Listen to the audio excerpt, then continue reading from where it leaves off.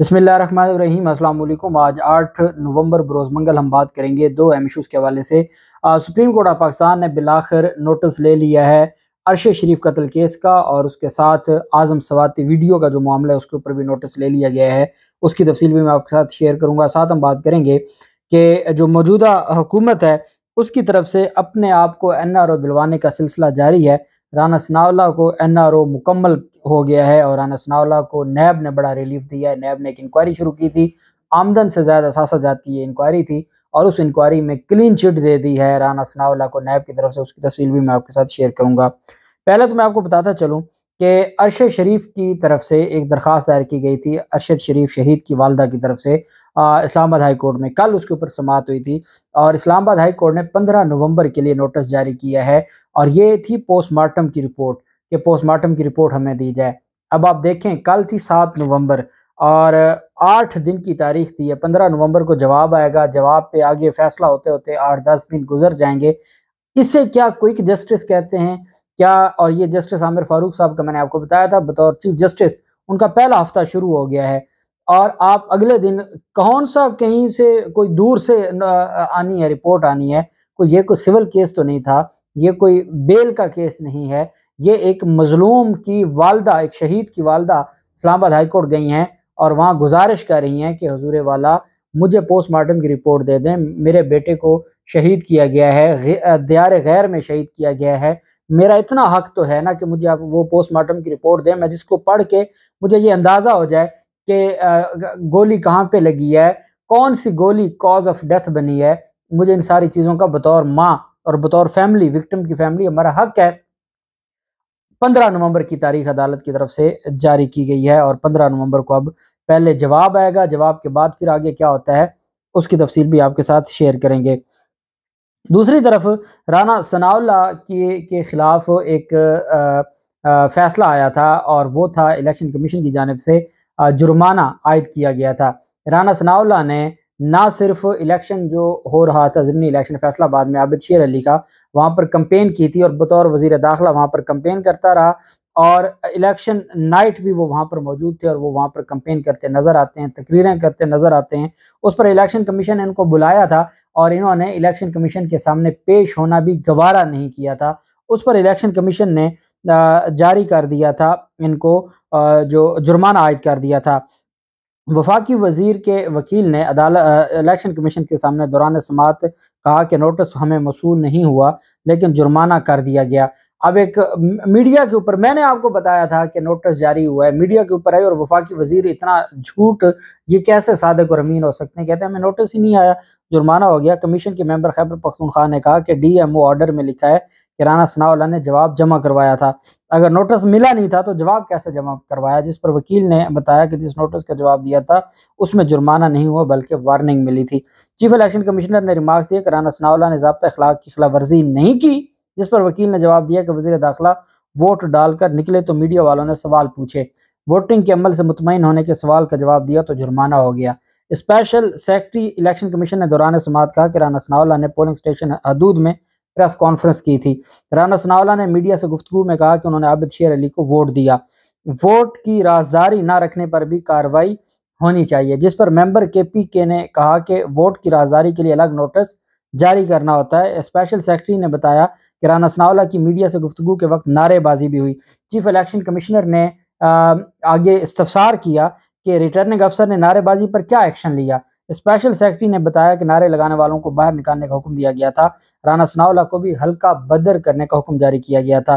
Chief election commissioner ने इस्तफसार किया कि राना सनाउल्लाह ने कहा कि आबिद शेर अली को वोट दिया, इस नुक्ते पर क्या कहेंगे। मेंबर जो थे पंजाब, उन्होंने कहा कि इस तरह राजदारी रखनी है तो बैलेट पेपर पर मोहर खुलेआम लगानी चाहिए।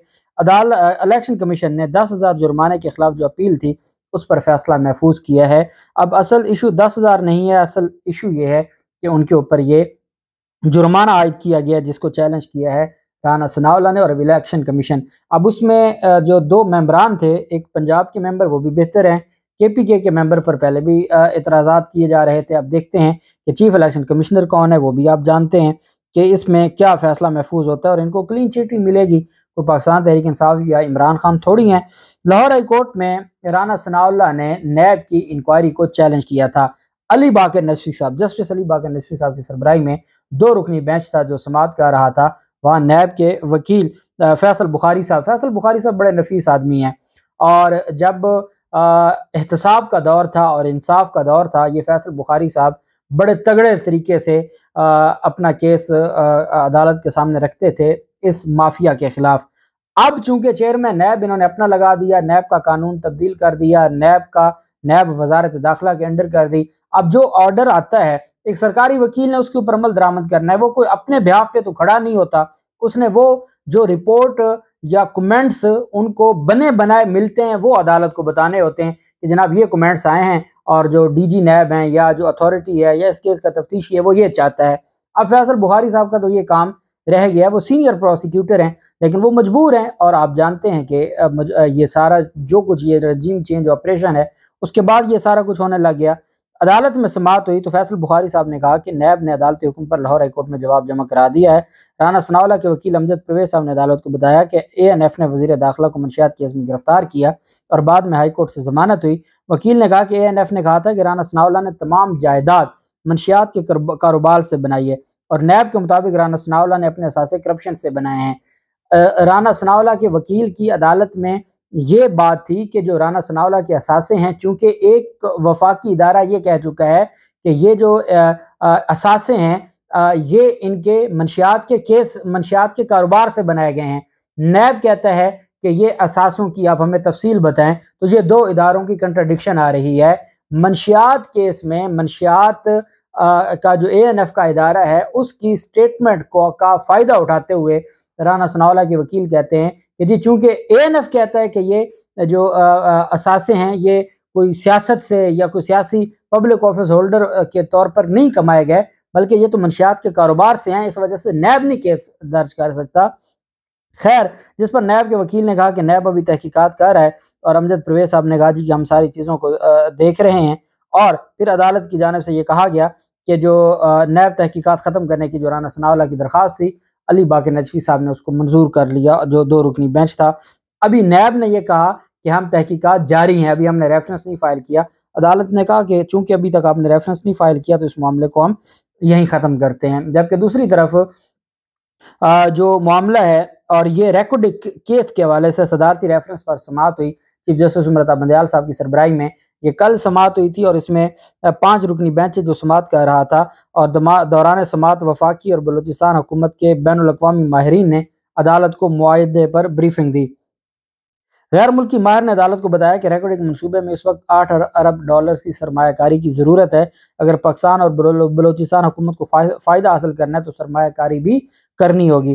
امرتا بندیال صاحب نے غیر ملکی ماہر سے سوال کیا کہ یعنی حکومت پاکستان اور بلوچستان کو 8 میں سے 4 ارب ڈالر کی سرمایہ کاری کرنی ہوگی، موجودہ سرمایہ کاری کتنے عرصے کے لیے ہوگی اور منافع کب ملے گا؟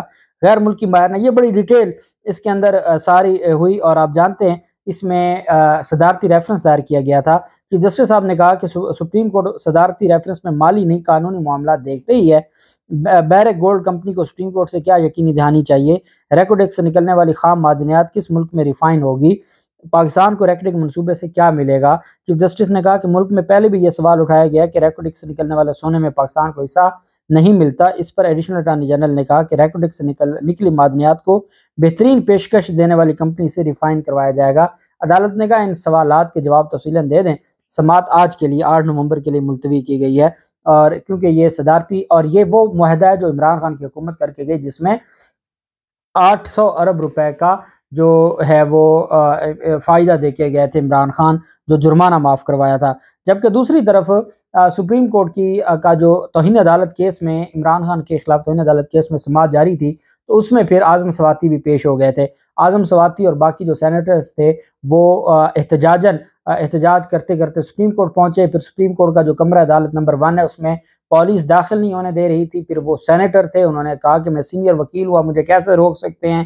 پھر وہ اندر داخل ہوئے۔ جب عمران خان کے خلاف جو توہین عدالت کیس کی سماعت مکمل ہوئی تو روسٹرم پر آ گئے جو اعظم سواتی ہیں، اور یہ فیصلہ پھر جو تحریری فیصلہ میں آپ کو بتا رہا ہوں، کل والی سماعت کا تحریری فیصلہ سپریم کورٹ میں جب ہوئی تو اعظم سواتی نے روسٹرم پر آ کے مکالمہ کرتے ہوئے کہا کہ میری جو ویڈیو منظر عام پر آئی ہے اس کا ایک حصہ بالکل درست ہے، اور وہ جہاں سے لی گئی ہے وہ بھی میں آنریبل ججز کو وہ ویڈیو دکھا سکتا ہوں اور بتا سکتا ہوں کہ یہ کہاں سے لی گئی ہے۔ سپریم کورٹ میں جو عدالت ہے، اعظم سواتی نے عدالت کو بتایا کہ جو ویڈیو منظر عام پر آئی ہے اس کے حوالے سے میاں بیوی کی نجی زندگی کو متاثر کیا گیا ہے۔ چیف جسٹس صاحب نے کہا کہ اعظم سواتی صاحب مہربانی فرمائیں، نجی معاملات کو عدالت میں زیر بحث نہ لائیں، آپ کو پتہ نہیں کہ آپ کے کون کون سے دشمن ہو سکتے ہیں۔ چیف جسٹس نے کہا پتہ نہیں یہ کس نے کی ہے، آج کل سچ کو تلاش کرنا انتہائی مشکل ہو چکا ہے، سچ جھوٹ کی کئی تہوں میں چھپا ہوتا ہے۔ عدالت عظمیٰ نے ہیومن رائٹ سیل سائٹ پر اعظم سواتی اور جو عرشیہ شریف ہے ان کے قتل کے معاملے کا نوٹس لیتے ہوئے کیس کی سماعت ایک ہفتے کے لیے ملتوی کر دی۔ عدالت نے ارشد شریف قتل کیس، عدالت نے کہا کہ ارشد شریف کی والدہ کا بھی خط آیا ہوا ہے، اس میں بھی جو کینیا سے پولیس کی رپورٹ آئی ہے، جو کینیا سے تحقیقاتی جو کمیٹی گئی تھی وہ اس کی رپورٹ بھی منگوا لی ہے، اور باقی جو اب تک پوسٹ مارٹم کی رپورٹ اور باقی رپورٹس بھی عدالت نے سپریم کورٹ نے ارشد شریف قتل کیس میں طلب کر لی ہیں اور نوٹس لے لیا ہے۔ اور ساتھ اعظم سواتی کا جو کیس ہے جو ڈی جی ہیومن رائٹس کے پاس ہے، اس پر عدالت نے کہا کہ کیونکہ آپ کا کیس پہلے ہی انسانی حقوق کی کمیٹی کے پاس ہے، انسانی حقوق سیل میں ہے، تو ہم ان سے بھی ڈاکومنٹس منگوا کے وہ فائل تیار کر لیتے ہیں۔ آپ دونوں کے جو ہیومن رائٹس سائٹ پہ جو آپ کے کیسز ہیں دونوں کا نوٹس لیتے ہوئے اگلے ہفتے کے لیے سماعت ملتوی کر دی ہے۔ اب یہ بڑی خوشی کی بات ہے اور سپریم کورٹ سے اچھی خبریں آنا شروع ہو گئی ہیں کہ ارشد شریف قتل کیس کا بھی نوٹس بالآخر لے لیا گیا ہے، اور اعظم سواتی پر جو تشدد کا معاملہ ہے اور ویڈیوز کا معاملہ اس پر بھی نوٹس لے کے اگلے ہفتے کے لیے، یہ اس وجہ سے کہ آرڈر میں کیونکہ یہ چیز آ گئی، پہلے یہ تھا کہ انہوں نے کہا ہم دیکھ رہے ہیں، پھر آرڈر میں یہ بات آ گئی کہ نوٹس لے لیا گیا ہے اور اگلے ہفتے کے لیے کیس کو سماعت کے لیے مقرر کیا جائے گا۔ جو بھی تفصیلات ہوں گی آپ ساتھ شیئر کرتے رہیں گے۔ اللہ پاک پاکستان کا مناصر ہو۔ بہت شکریہ۔ اللہ حافظ۔ پاکستان زندہ باد۔